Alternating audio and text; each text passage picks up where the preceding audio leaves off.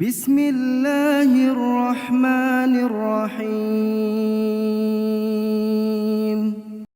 Assalamualaikum warahmatullahi wabarakatuh. Alhamdulillah wassalatu wassalamu ala Rasulillah wa ala alihi wa ashabihi wa man tabi'ah. Asyhadu an la ilaha illallah wahdahu la syarika lah wa asyhadu anna Muhammadan abduhu wa rasuluhu la nabiyya ba'dah. Allahumma salli wa sallim wa barik ala Muhammadin wa ala alihi wa ashabihi ajma'in. Rabbi shrah li sadri wa yassir li amri wahlul 'uqdatam min lisani yafqahu qawli, amma ba'd.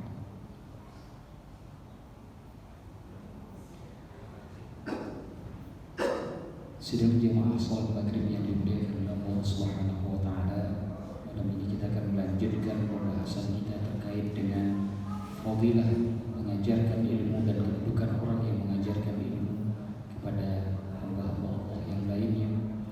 Kita minggu kemarin sudah sampai pada pembahasan terkait dengan perkataan Mu'adz bin Jabal, salah seorang dari sahabat Rasulullah SAW.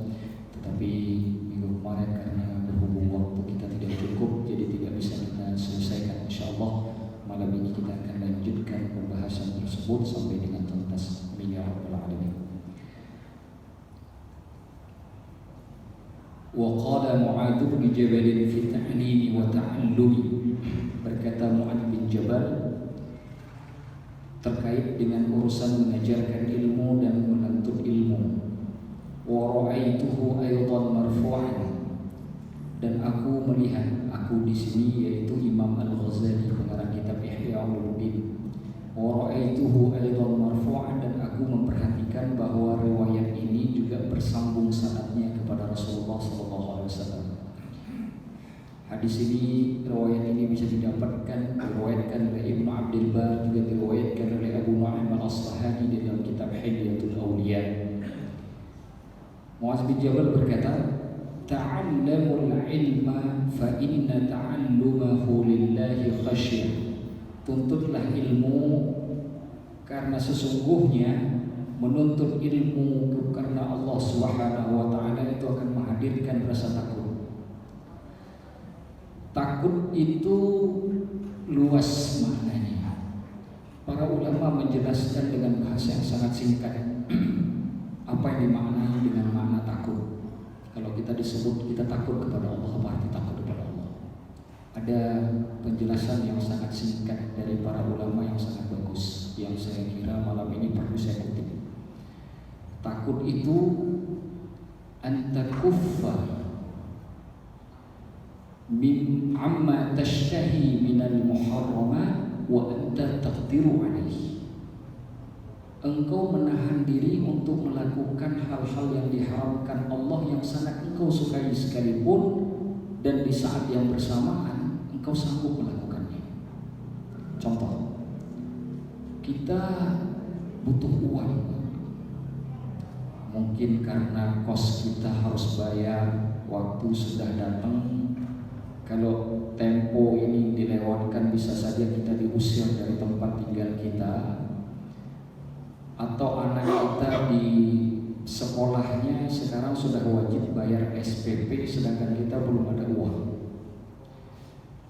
Lalu karena dengan tuntutan seperti itu, tujuannya juga bukan untuk kita tapi juga untuk memenuhi kebutuhan kita, kita curi uang orang lain tanpa kemudian kita minta izin terlebih dahulu. Mencuri hukumnya haram. Kalau saat kita mencuri itu pun kita sanggup melakukannya, terlihat ada dompet kawan nyelip dari kantongnya, kita bisa saja tarik tanpa dia ketahuan. Wa anta taqdiru alaihi, kita sanggup melakukan pencurian itu tanpa ketahuan. Tetapi kita menghalangi diri kita untuk mencuri, untuk melakukan yang diharamkan oleh Allah tersebut, meskipun kehidupan kita sulit, meskipun kos kita belum terbayar, Meskipun SPP anak kita belum kebayar, tapi tetap kita tidak melakukan hal tersebut. Kenapa? Takut kepada Allah. Itulah makna takut kepada Allah. Maka orang yang menuntut ilmu karena Allah, rasa itu akan muncul di hatinya. Ketika melihat sesuatu yang bukan milik dia, kita masuk ke masjid ada uang 100.000 kececer Pak di masjid. Kita lihat 100.000, kita ambil itu duit. Kalau kita tidak punya rasa takut, uang 100.000 itu masuk ke kantong kita. Tapi kalau kita punya rasa takut, kita tahu bahwa uang itu bukan milik kita. Mungkin ada jamaah sholat yang kebetulan uangnya sangat dia butuhkan dan kebetulan uangnya jatuh. Kita datangi pihak DKM, lalu diserahkan kepada pihak DKM, tolong diumumkan mungkin ada jamaah yang uangnya kececer. Apa yang menyebabkan orang tersebut melakukan hal tersebut? Takut kepada Allah. Jadi takut antakuffa amma tashtahi minal muharramat, engkau menghindari dirimu untuk melakukan perbuatan yang engkau sukai padahal itu diharamkan oleh Allah, wa anta taqdiru alaihi, sedangkan engkau mampu melakukannya. Itu takut kepadanya. Jadi banyak orang mengatakan saya takut kepada Allah. Apakah kaidah itu sudah terpenuhi atau tidak? Jika kaidah itu belum terpenuhi, sesungguhnya takut kepada Allah masih hanya di lisan, di lidah, belum nyampe ke hati. Takut kita itu masih di lidah. Aku takut kepada Allah, tapi belum dinilai oleh Allah. Karena yang Allah nilai itu bukan di lidah, tapi yang di hati. Wa talabahu ibadah, menuntut ilmu itu ibadah. Wa mudarasatahu tasbih, mengulang pelajaran itu sebanding dengan bertasbih. Jadi mengulang pelajaran itu sama dengan kita bertasbih kepada Allah. Wal bahtha anhu jihad, mencari ilmu, mengkaji ilmu itu jihad. Kita gak perlu jihad jauh-jauh ke medan pertempuran, karena di negeri kita tidak ada pertempuran. Mau dapat jihad, pahala jihad, kaji ilmu. Itu jihadnya. Hadisnya jelas, sudah saya bacakan berapa kali. Hadis Imam At-Tirmidzi, hadisnya hasan. Orang yang keluar dari rumah untuk menuntut ilmu, fahuwa fi sabilillahi hatta yarji, dia berada di jalan Allah sampai dia pulang kembali ke rumahnya. Jelas. Orang bapak-bapak sekarang duduk di majelis ilmu begini, ini dihitung pahala syahid oleh Allah.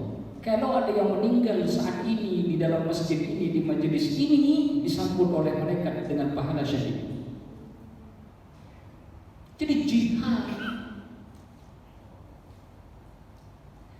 Dan saya sudah ceritakan minggu kemarin bagaimana tentang Imam Asy-Syafi'i yang tidak sholat malam di rumah Imam Ahmad bin Hanbal, karena beliau mengkaji 40 masalah agama yang dipandang oleh para ulama lebih tinggi nilainya bahkan dari sholat malam.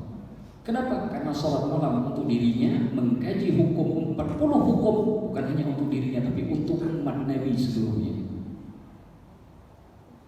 Sampai segitunya.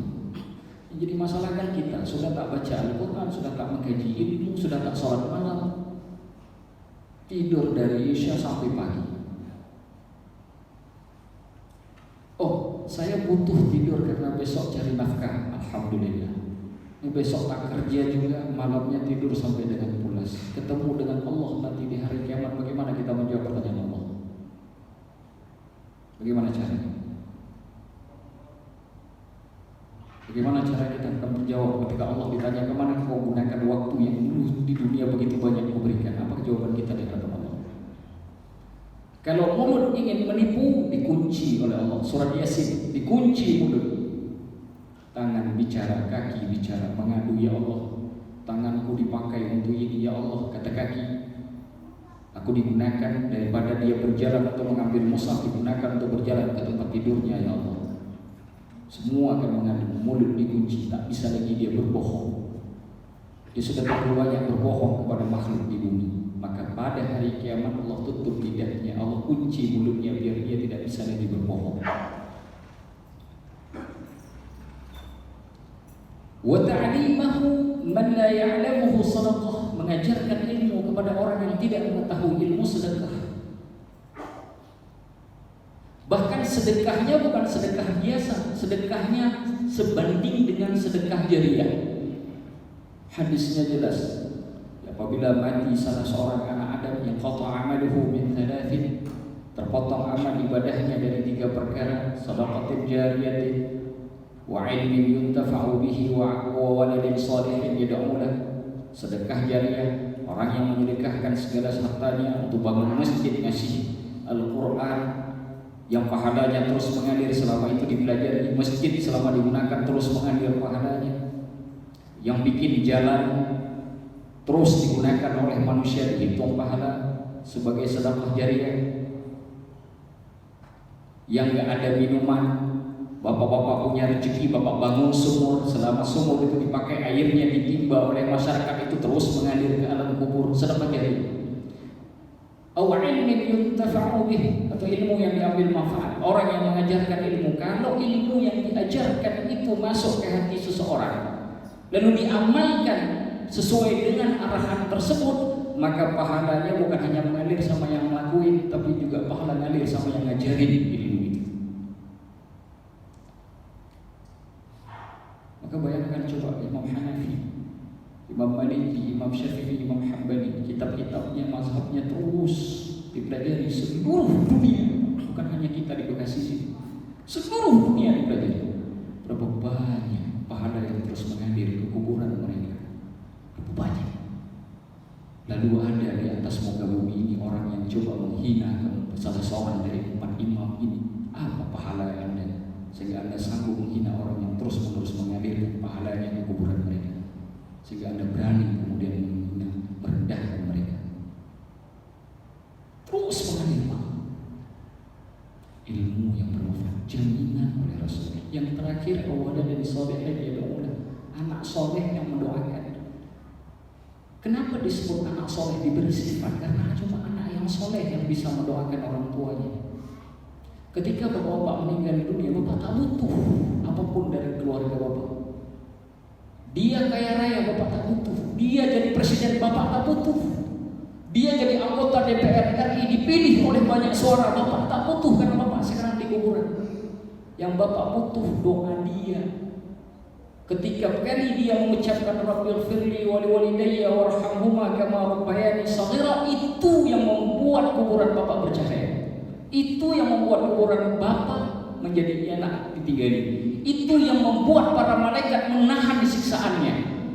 Kalau kemudian kita menjadi orang soleh, doa itulah yang kemudian menambah derajat kita di alam kubur. Bagaimana kemudian ketika kita dibangkitkan di hari kiamat? Kalau dikubur saja kenikmatannya sudah luar biasa, apalagi di hari kiamat.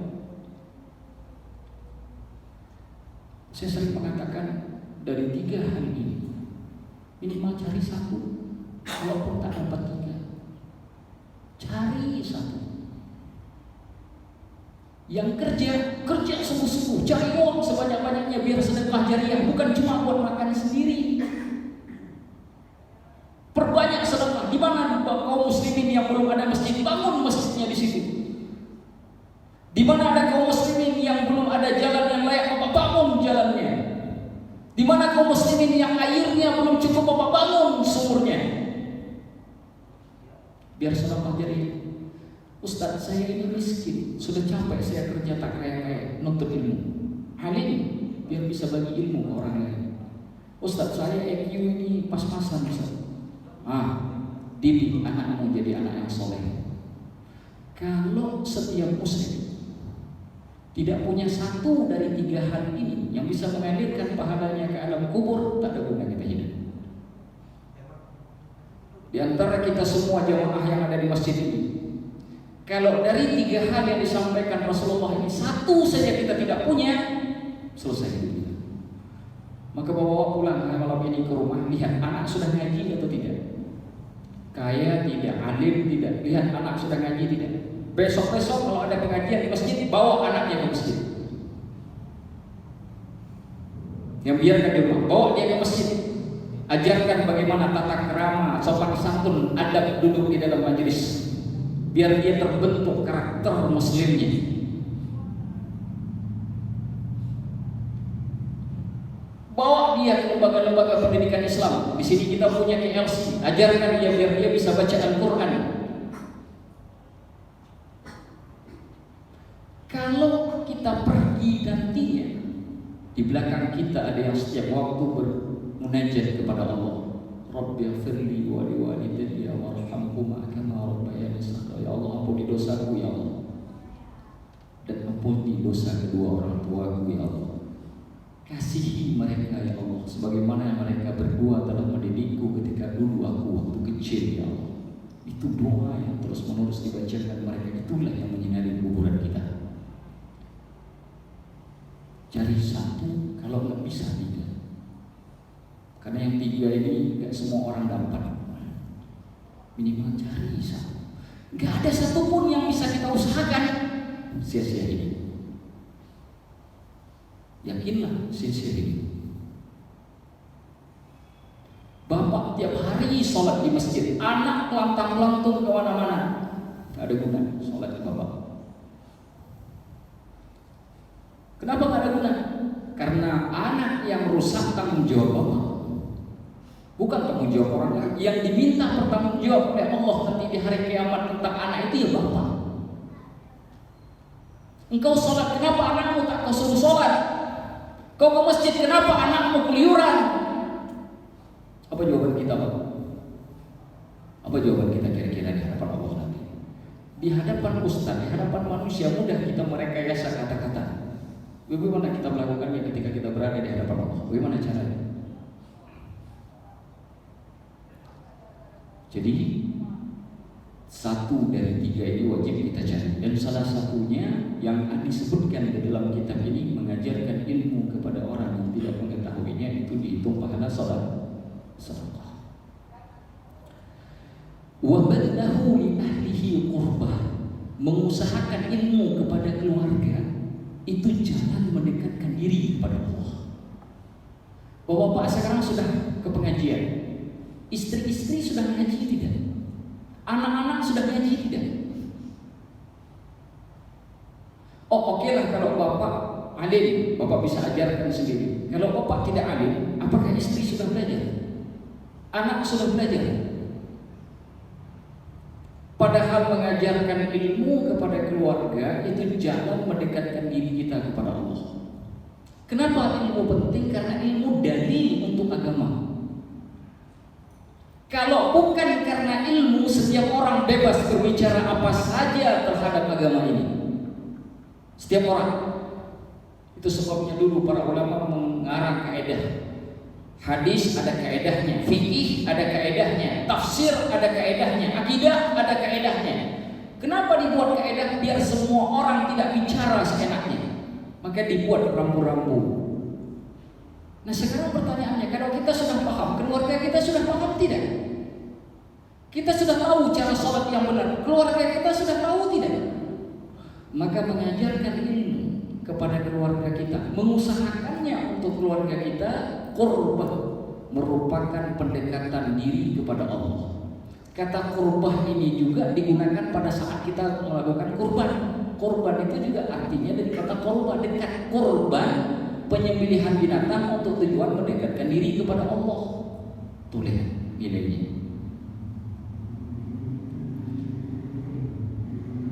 Wa huwal anisu fil wahdah.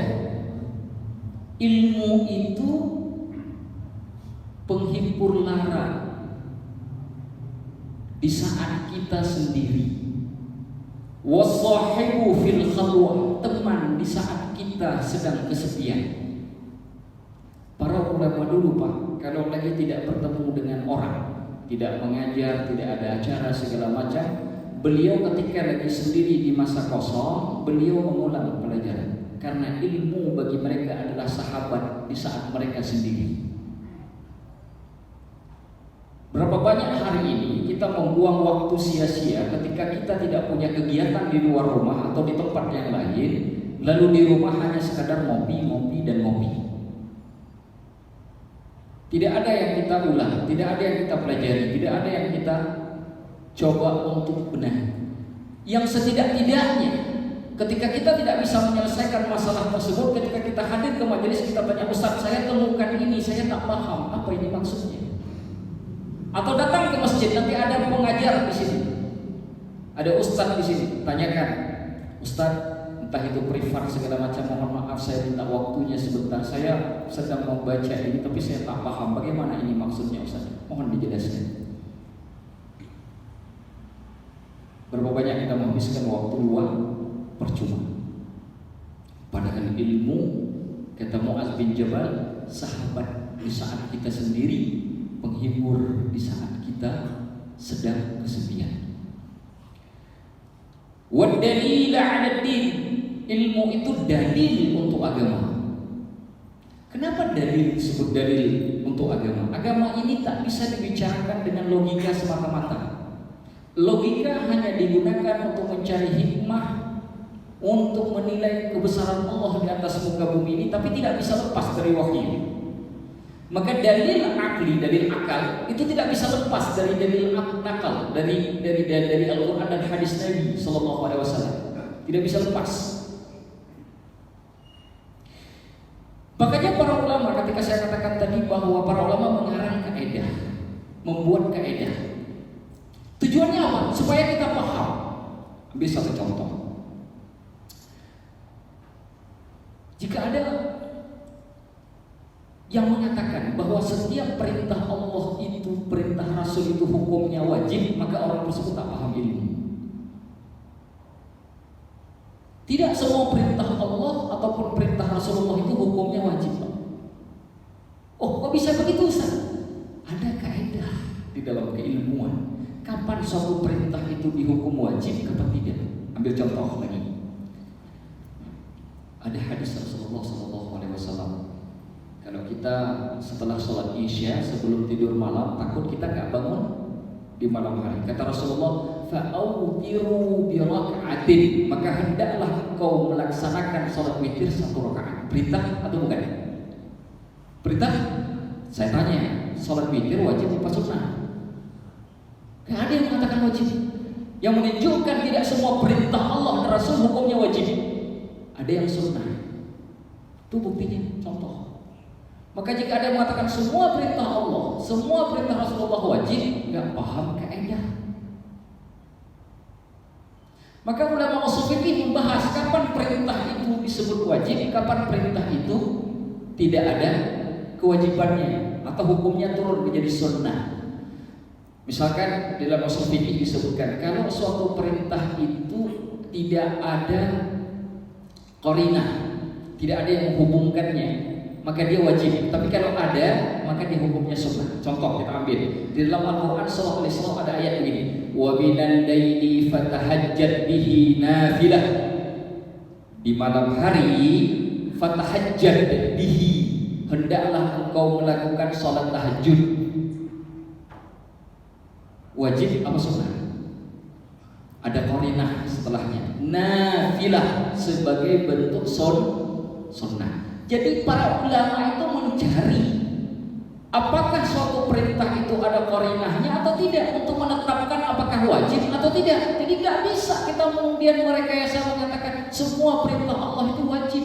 Kalau semua perintah Allah wajib, maka sholat tahajud jadi wajib, sholat witir jadi wajib. Sesuai dengan 2 hadis yang saya bacakan tadi. Ini yang dimaksud dalil untuk agama. Kalau ilmu ini tidak dipelajari, maka kita tidak paham tentang agama. Ini yang dimaksud buat dalil 'ala din, dalil untuk agama. Maka kita perlu belajar ilmu akidah, perlu belajar ilmu hadis, perlu belajar ilmu tafsir, perlu belajar ilmu fikih, perlu belajar ilmu usul fikih. Tanpa ilmu-ilmu tersebut kita tidak paham, tidak akan mengerti. Dalil, itulah pentingnya ilmu. Wal misbaru 'ala as-sarra'i wad-dharra, sebagai sarana yang membuat menghadirkan kesabaran di saat kita sedang berduka ataupun bersuka. Kalimat sarra wa dharra terkadang diartikan dengan waktu lapang dan waktu sempit. Sarra itu lapang, dharra sempit. Asal kata kalimat sarra itu artinya nikmat. Kata dharra asal katanya asyiddah, kesulitan. Orang yang berilmu di saat dia sedang banyak harta, ilmu jadi alat untuk supaya dia bisa bersabar. Di saat dia kemudian jatuh miskin, tidak punya apa-apa, ilmu pun bisa jadi alat atau sarana untuk kemudian dia gunakan untuk bersabar. Bagaimana caranya? Oke Ustaz, kalau miskin saya paham. Kalau kaya bagaimana? Bayangkan bahwa Bapak punya uang banyak, Bapak menghabiskan untuk sendiri dan keluarga, kan tidak ada yang melarang. Uang Bapak, siapa orang lain yang berani protes? Tapi karena Bapak punya ilmu, Bapak tahu yang saya makan, begitu sudah saya makan selesai, dan nanti saya akan butuh makan kembali. Yang sudah saya makan sudah selesai, tak ada yang tersisa. Tapi yang saya sedekahkan kepada rumah Allah, yang saya sedekahkan ke masjid, saya sedekahkan kepada fakir, saya sedekahkan kepada miskin, itu yang tertinggal di hari kiamat. Karena punya ilmu, Bapak sabar untuk tidak menghabiskan uang tersebut untuk diri Bapak sendiri, tapi Bapak gunakan di jalan agama. Makanya ada ayat dalam Al-Quran, mathalul ladzina yunfiquna amwalahum fi sabilillahi kamathali habbatin ambatat sab'a sanabila fi kulli sunbulatin mi'atu habbah. Misal orang yang menginfakkan nafkah hartanya di jalan Allah itu seperti satu biji, kata Allah. Yang satu biji tadi itu menumbuhkan 7 dahan. Satu batang menumbuh 7 dahan. Di setiap dahannya ada 100 biji yang lainnya. Dari satu biji lahir 7 dahan. Lalu di setiap dahan ada 700, ada 100. Jadi satu berbuah 700. Itu misal orang berinfak di jalan Allah.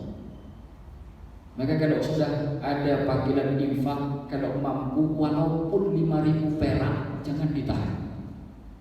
Saya sanggupnya 5.000 perak, kasih 5.000 perak itu. Jangan ditahan.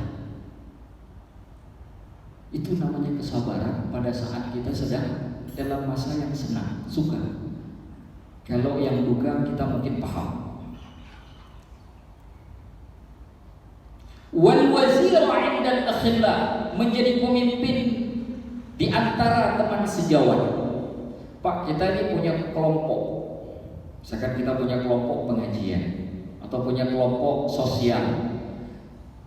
Tentu orang yang tertinggi di kelompok itu yang terpilih menjadi ketuanya. Kenapa? Karena setiap keputusan kelompok itu tidak bisa dijalankan kalau tidak ada izin dari Pak Ketua. Nah, ilmu itu jadi pemimpin.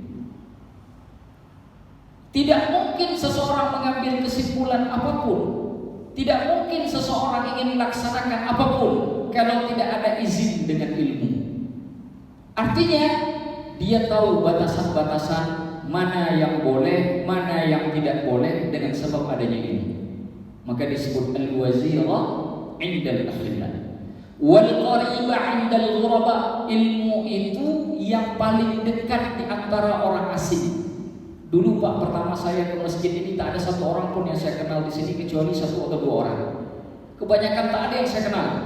Tapi kenapa ketika saya datang ke masjid ini saya merasa dekat? Saya tidak merasa asing. Saya merasa berada di tengah-tengah saudara-saudara saya. Kenapa? Ilmu. Karena saya datang ke sini untuk membagi ilmu. Maka jangan heran ketika dengan ilmu dimanapun kita hidup bisa. Dengan ilmu dimanapun kita injakkan kaki kita, kita mampu. Kita tidak pernah merasa asing di lingkungan itu, karena ilmu menjadi senjata pamungkas agar yang jauh jadi dekat, yang asing menjadi sahabat. Itu ilmu.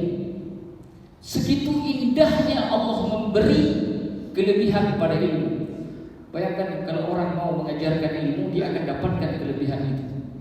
Wal qariba 'indal ghuraba wa manara sabilil jannah, cahaya jalan surga. Makanya Rasulullah SAW jelas dalam hadis Imam Muslim misalkan mengatakan tidak meninggalkan abdan wala amatan wala dinaran wala dirham, tidak ditinggalkannya kepada kita budak laki-laki, budak perempuan, tidak pula meninggalkan dirham, juga tidak pula beliau tinggalkan dinar. Apa yang beliau tinggalkan? Ilmu. Karena dengan ilmu ini kita tahu syariat Allah. Sedangkan syariat Allah kumpulan hukum-hukum yang Allah turunkan kepada hamba-hambanya di muka bumi agar dia hidup dengan hukum-hukum tersebut. Bagi yang melaksanakan hukum-hukum tersebut, maka dia sudah mendapatkan cahaya menuju surga. Bagi yang melanggar hukum-hukum tersebut, dia telah tertutup jalannya menuju surganya Allah. Maka ilmu manaru sabilil jannah.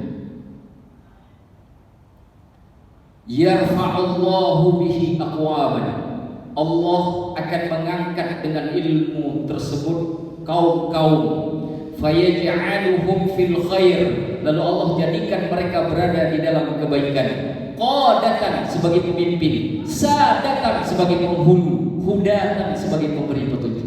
Orang yang punya ilmu, dimanapun dia tinggal, dimanapun dia berada, dia selalu punya 3 kelebihan: qadah, sadah, hudan. Qadah pemimpin, sadah penghulu di tempat tersebut, huda orang yang memberikan petunjuk kepada masyarakat tersebut. 3, yaqtadi bihim, di mana setiap orang akan mengikuti mereka. Adillatan fil khairi, sebagai dalil dalam urusan kebaikan. Orang yang berilmu dimanapun dia menginjakkan kakinya, dia akan selalu menjadi dalil bagi banyak orang untuk supaya bisa melakukan kebaikan dimanapun. Orang gak ngerti zakat datang kepada orang alim, orang gak ngerti masalah haji datang kepada orang alim, orang gak ngerti puasa datang kepada orang alim. Gak ada Pak, orang bodoh nanya atau orang bodoh itu tidak ada. Selalu datangnya ke orang alim. Itu janji Allah. Dimanapun mereka akan jadi penghulu. Orang yang dibutuhkan, orang yang ditanya hukum-hukumnya, orang ditanya bagaimana jalan kebaikan, bagaimana jalan kebenaran. Tuqtassu atharuhum, bekas-bekas mereka diikuti, setiap kalimatnya diikuti, perilaku mereka dicontohi, anjuran-anjuran mereka didengarkan. Wa turmaqu af'aluhum, perbuatan mereka diperhatikan. Wa targhabul malaikatu fi khillatihim, malaikat menginginkan atau menyukai untuk bersama mereka, bersama orang-orang yang berilmu, karena kecintaan para malaikat kepada mereka. Wa bi ajnihatiha tamsahuhum, bahkan malaikat dengan sayap-sayap mereka menyapu segala keburukan yang ada pada orang yang berilmu. Makanya para malaikat itu berselawat kepada orang berilmu. Sedangkan selawat kalau datangnya dari Allah ke kita, karena ada hadis begini: man shalla ala ya wahidatan, para siapa, kata Rasulullah, para siapa yang berselawat kepadaku 1 kali, sallallahu bihi asyran, Allah akan berselawat kepadanya 10 kali. Pertanyaannya, kita paham selawat kita kepada Rasulullah. Nah, selawat Allah kepada kita bagaimana? Kata para ulama, yang dimaksud Allah berselawat kepada kita artinya mengampuni. Selawatnya para malaikat kepada kita meminta ampun, istighfar. Makanya yang dimaksud dengan wa bi ajnihatiha tamsahuhum, dengan sayapnya mereka menghapus para orang-orang alim ini, maksudnya mereka menghadirkan diri untuk selalu memohon ampun kepada Allah, kepada orang yang berilmu. Itu para malaikat. Pertanyaannya, kalau didoakan malaikat, adakah Allah menolaknya, sedangkan mereka makhluk yang suci, yang tak punya dosa? Kita yang banyak dosa, belum tentu Allah ijabah. Mereka doanya diharapkan, karena kondisi mereka yang suci, setiap kali mereka doakan pasti akan Allah ijabah. Karena mereka tidak akan mendoakan para pendosa.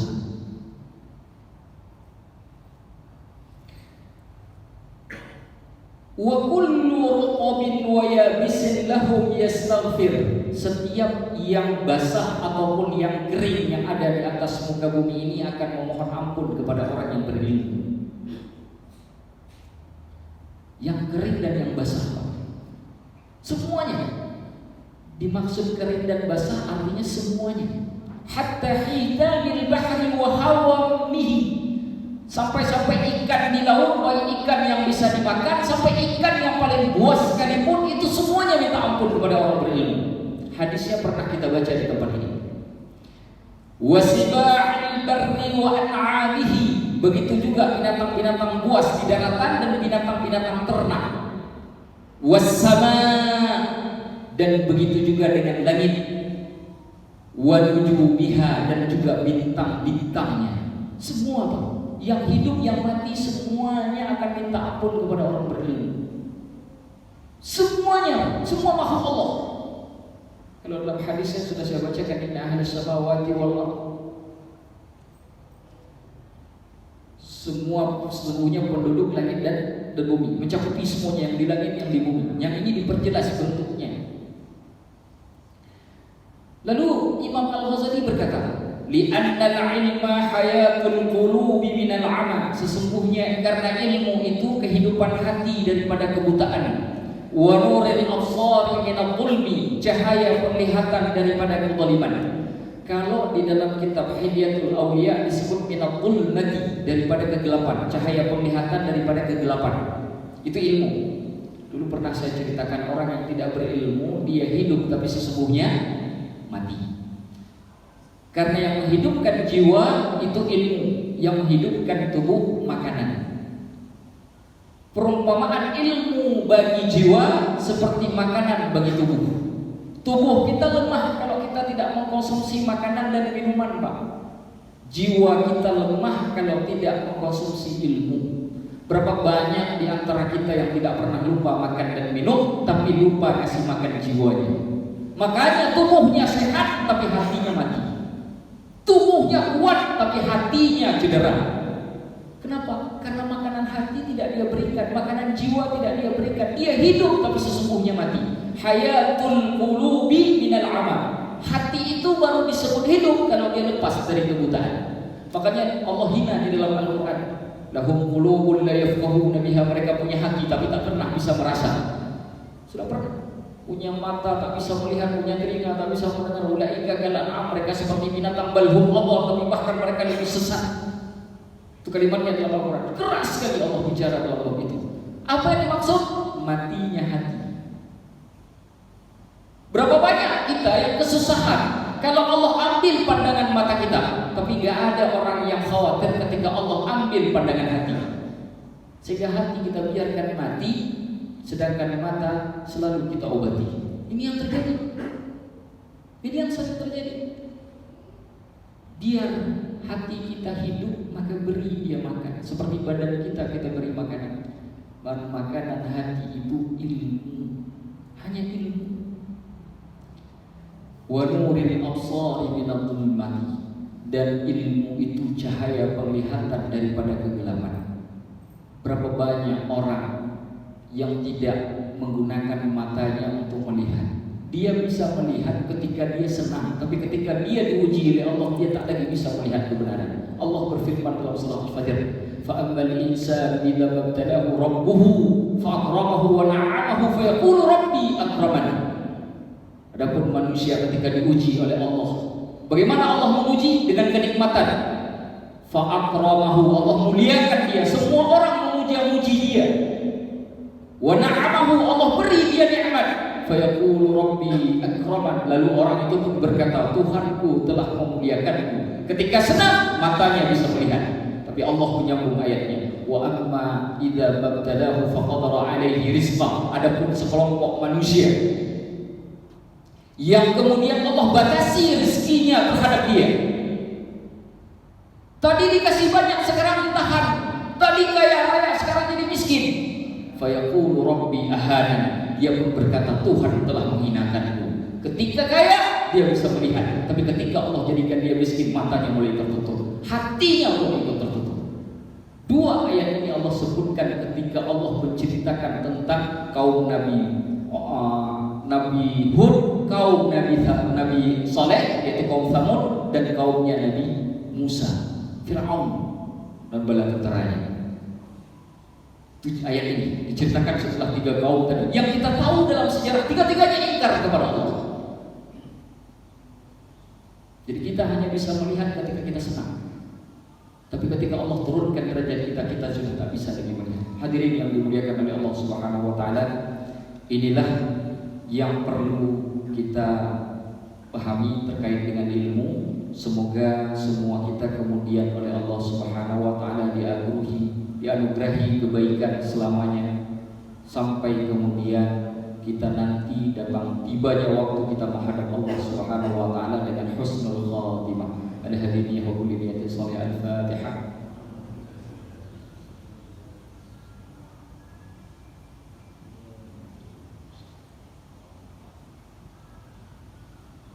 Bapak yang dimuliakan oleh Allah, dengan berakhirnya penjelasan ini perkataan Muadz bin Jabal, maka berakhirlah pelajaran kita malam ini, sekaligus menandai berakhirnya bab tentang fadilah mengajarkan ilmu. Insyaallah minggu depan kita akan belajar tentang asy-syawahid al-aqliyah, dalil-dalil pendukung secara akal untuk menunjukkan keunggulan ilmu. Insyaallah kita akan sambung minggu depan insyaallah. Ada yang ingin bertanya barangkali, silakan Pak. Waalaikumsalam warahmatullahi wabarakatuh. Penjelasan Ustaz tadi mungkin buat saya kalau orang yang mengajarkan ilmu itu jadi penerang bagi orang lain, jadi memberikan cahaya juga bagi dia jalan dia ke surga. Tapi pertanyaan saya, apakah dalam kitab Imam Ghazali itu yang menyebutkan apakah ada nggak kriteria bahwa ilmu yang dimaksud tadi ilmunya Seperti apa? yang saya paham memang yang diajarkan itu ilmu akhirat.